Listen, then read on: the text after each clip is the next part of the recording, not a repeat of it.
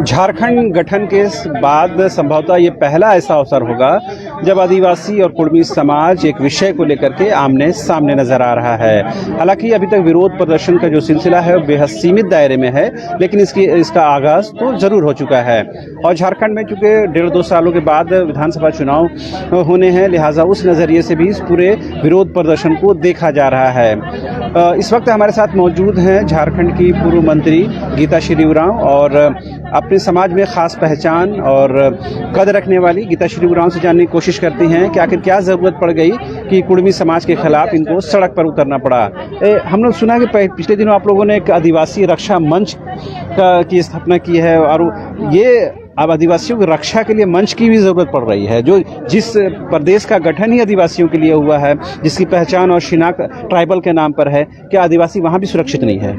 निश्चित रूप से जिस तरह से कुर्मी समाज जो हमारे अधिकारों, संवैधानिक अधिकारों पे और मतलब अतिक्रमण करने की कोशिश कर रहे हैं, हम लोग अपने अस्तित्व पे खतरा देख रहे हैं। हमारी पहचान भी वो हो जाएगी, हमारा समाज हाशिए पे चला जाएगा। क्योंकि अगर इसी तरह से जो लोग कल को आके दावा करने लगे कि हम लोग भी आदिवासी हैं, जो किसी समय अंग्रेज का द्वारा 1913 का जो अभी वो लिस्ट दिखा रहे हैं गैजेट का, जिसमें वो लिस्ट में थे, क्या कारण है वो बाहर हो गए? क्या कारण है?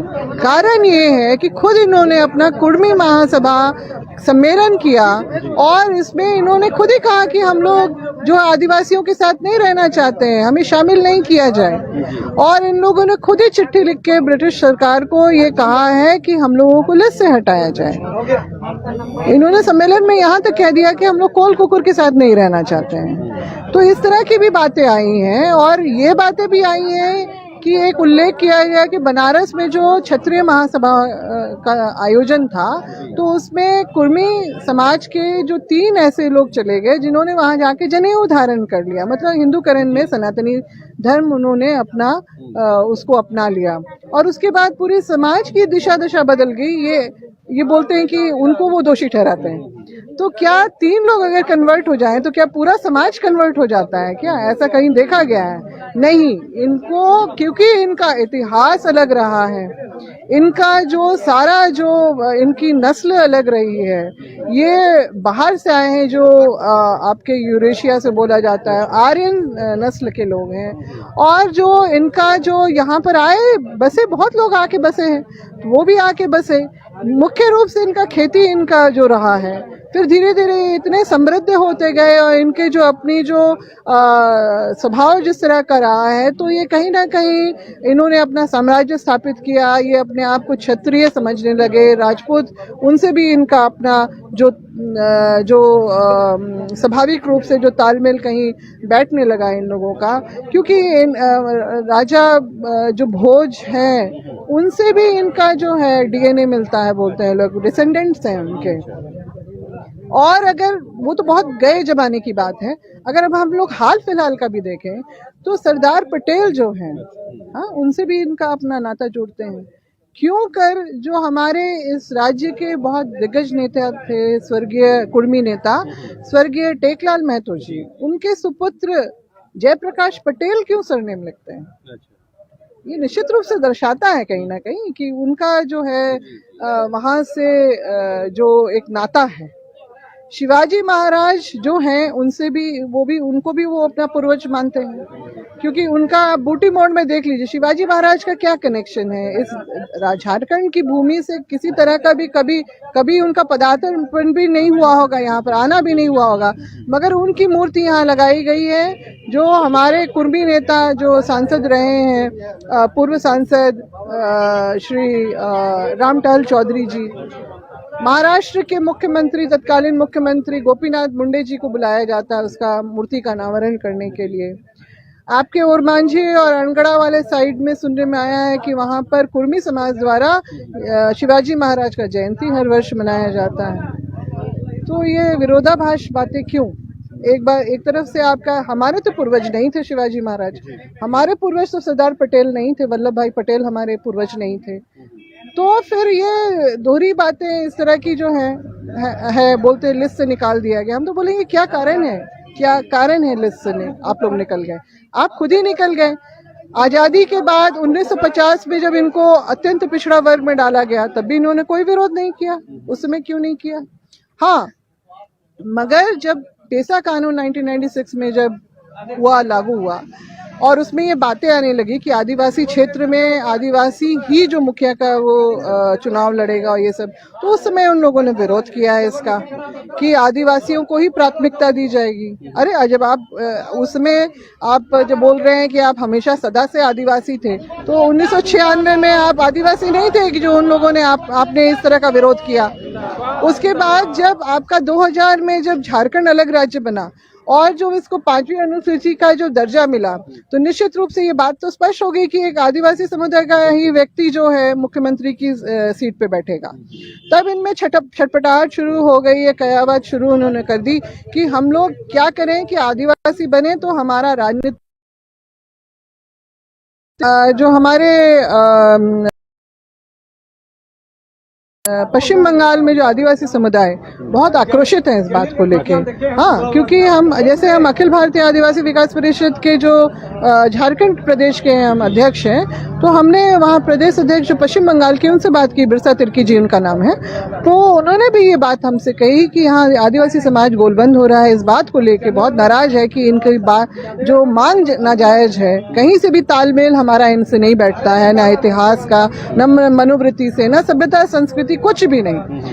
आप देखिए, अगर एक मुंडा हो, उरांव हो, संथाल हो, खड़िया हो जो जनजाति समुदाय के लोग हैं, ये देश के किसी भी अगर हिस्से में बस जाएंगे ना तो उनकी भाषा वही रहेगी। मगर कुर्मी है, अगर वो बंगालियों की तरफ चले गए, बंगाल की तरफ, तो बंगला उनकी भाषा हो जाएगी।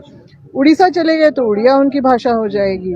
मतलब इन्होंने अपनी गुजरात में बस गए तो गुजराती इनकी भाषा हो गई। मुख्य रूप से अपनी इनकी भाषा नहीं है। हाँ, कुड़माली जरूर है इनकी, कुड़माली है जो यहाँ पर डेवलप हुआ है, मगर उसको छोड़ के ये ज्यादा बंगला उड़िया में ही ये लोग चलते हैं। अभी ये कहा जा रहा है कि ये जो समाज है वो राजनीतिक तौर पर ज़्यादा सशक्त हुआ है और राजनीति में बड़ा इनकी धाक रही है, इस वजह से सरकार इसका विरोध भी नहीं करती हैं। तो आप ये मानती हैं कि आने वाले विधानसभा चुनाव में भी इस तरह के आंदोलन का कोई इम्पैक्ट पड़ सकता है? देखिए, जो हम लोग इसको देख रहे हैं कि हम लोग अपने ऊपर जो आदिवासी समाज जो अपना खतरा देख रहा है, और अगर हमारे जो है इस बात को नज़रअंदाज किया, जैसे कुछ बातें भी इस तरह से आई, मगर हम लोगों को पूरा उम्मीद है कि आगे भी ऐसा नहीं हुआ, अभी भी नहीं होगा, क्योंकि जब ये बातें आगे बढ़ेंगी तो रजिस्ट्रार जनरल ऑफ इंडिया जो गृह मंत्रालय के अंतर्गत आता है, तो वो शोध पत्र मंगाएंगे जरूर झारखंड से, बाकी राज्यों से भी, मुख्यतः क्योंकि 5वीं अनुसूची का राज्य, तो यहाँ पर तो ट्राइबल रिसर्च इंस्टीट्यूट है, TRI तो है ही, तो शोध पत्र बहुत मायने रखेगा। 2004 का शोध पत्र में ये पूरी तरह से नकार दिया गया है कि इनका कोई आधार और इनकी जो मांग है वो जायज नहीं है, इसको नकार दिया गया है। और फिर जो है आपका 2020 में भी जो पुनः जब रिपोर्ट मांगी गई, तो उसी को आधार बना के ये नहीं उसको मतलब स्थापित किया गया है, कंटिन्यू किया गया है। तो निश्चित रूप से 2004 में जिस तरह का एक शोध पत्र बना था, बहुत ही डिटेल रिसर्च के बाद में, जिनको जिम्मा मिला था, उन्होंने पूरे झारखंड में घूम करके हर बातों को देखते हुए इसको किया था, तो उनकी मायने रखती है। और निश्चित रूप से जो राष्ट्रपति जो उनका आदेश और निर्णय ही मायने रखेगा, और वो भी जो रजिस्ट्रार जनरल ऑफ इंडिया से रिपोर्ट मांगेंगी, उनको रिपोर्ट देना है, वो गवर्नर से भी कंसल्ट करेंगे, ये सारा प्रोसेस चलेगा। और हम लोग को उम्मीद है कि कोई गड़बड़ी नहीं होनी चाहिए, मगर अगर होती है तो निश्चित रूप से इसका राजनीतिक जो है परिणाम भी आने वाले वक्त में देखने के संबंधित लोगों को। उस पक्ष से ये कहा जा रहा कि जो विरोध प्रदर्शन करने वाले लोग हैं वो ST समाज में वैसे लोग हैं जो प्रभुत्व वर्ग है, जो रिजर्वेशन का ज्यादा फायदा उठाता है, उनको ज्यादा डर और खौफ है इस चीज का। नहीं, ऐसा कोई बात नहीं है। प्रबुद्ध वर्ग क्या, उनको भी तो क्या OBC को नहीं मिला है क्या?